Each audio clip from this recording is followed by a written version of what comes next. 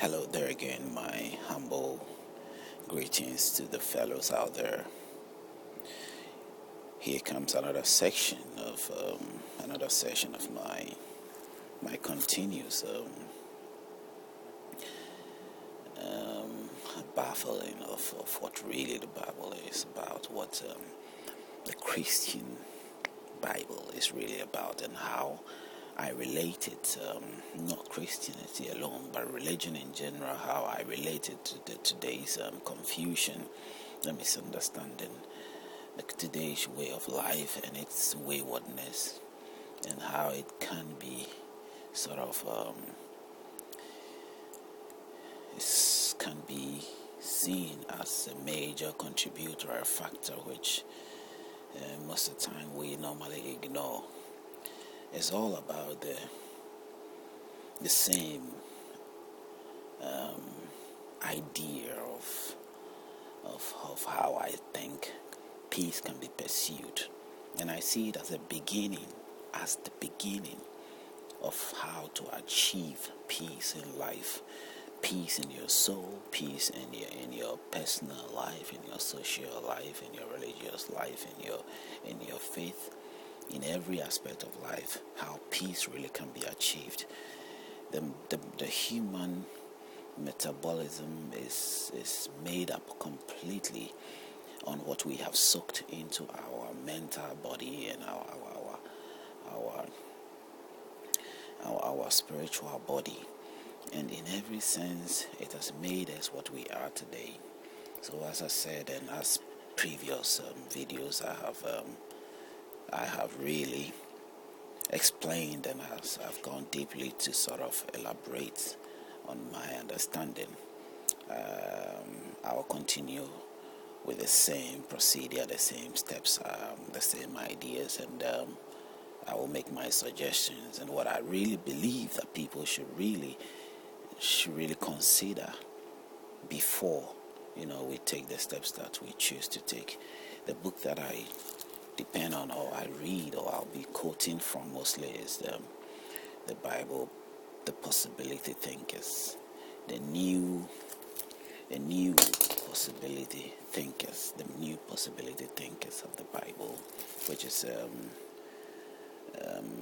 Paul David Dawn, Robert H. Shadler, the New King James Version, Thomas Nelson publisher.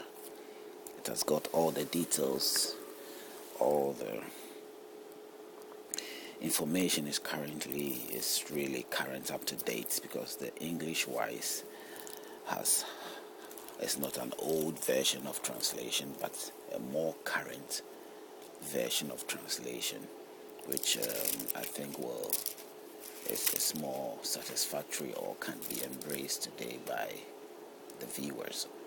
It's sadly enough that the audience that the book, and in my case, will reach out, will probably be an English-speaking audience, and I hope that there's raised provision where YouTube or the video can be automatically translated to other areas of lives, where they can also understand what I'm trying to put forth. It is not a divine approach, it is more of a human approach, because that's what I believe, that we are humans, we are physical human beings, and we all owe it to ourselves to be very honest as much as we can, and make the right choices of whatever we choose to believe, or whatever we choose to get ourselves involved in. The book I read is a current revised version of I think 1996, which is quite very much current. So I believe the quotations will be right. Previously, I sort of ended up in the Genesis chapter 3, so I'll stress a bit on Genesis chapter 3, and then I'll move on to chapter 4.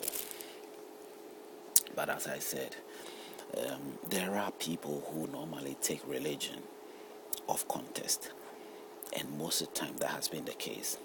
I'm a perfect example myself, which I find myself misquoting or sometimes having a wrong understanding due to the teachings or due to the continuous readings of various ideas from various diverse writers here and there. And everybody is we are not perfect. We're prone to these mistakes. They might come up here and there. So there are people who, due to this, have been transformed or have been somehow made to accept a way of violence in their way of life or approach to life. And we see people even sometimes killing themselves in the name of God, in the name of the Bible, or in the name of the Quran, or in the name of whatever religion they might be into. They stand up for that belief. They believe that when they do that, they are doing that in glorifying their God. But I say no, that is wrong. That is a wrong assumption. That is a wrong approach. That is a very serious and very lunatic approach. For one to sacrifice his life for a God, sometimes we have to think ourselves through that what kind of God would that be? Is it the God that is described by the Christian or the Islamic version, or what kind of God would that be? In the paganism world where the God that is made is out of the hand of man, that the God has been made, it is a statue structure which cannot speak, nor talk, nor see, then we can understand that you have to defend such a God, because that God is not very mobile in any regard.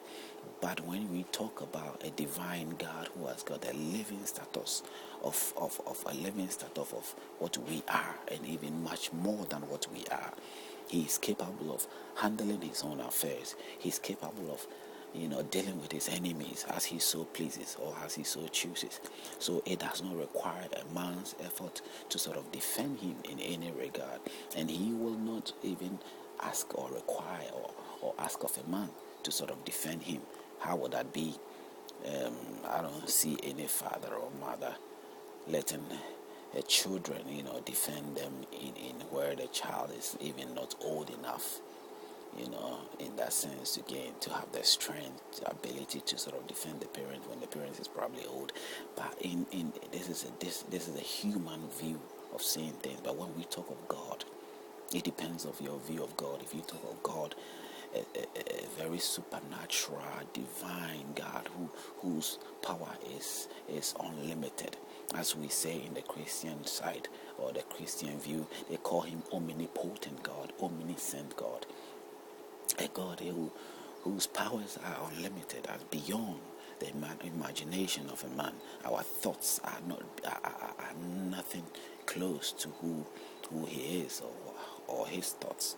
So why would one even choose to kill himself or kill others or punish others or frustrate others in the name of this God, in the name of this great God that we all are so much aspiring to reach out to?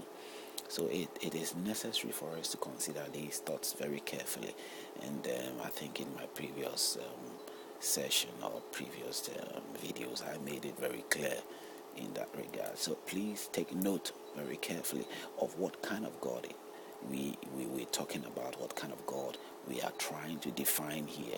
A God that built this great universe, a God that created us, human beings, animals, trees, and you can see that such a God deserves much more respect than what we are giving him, than what we sort of assume he is.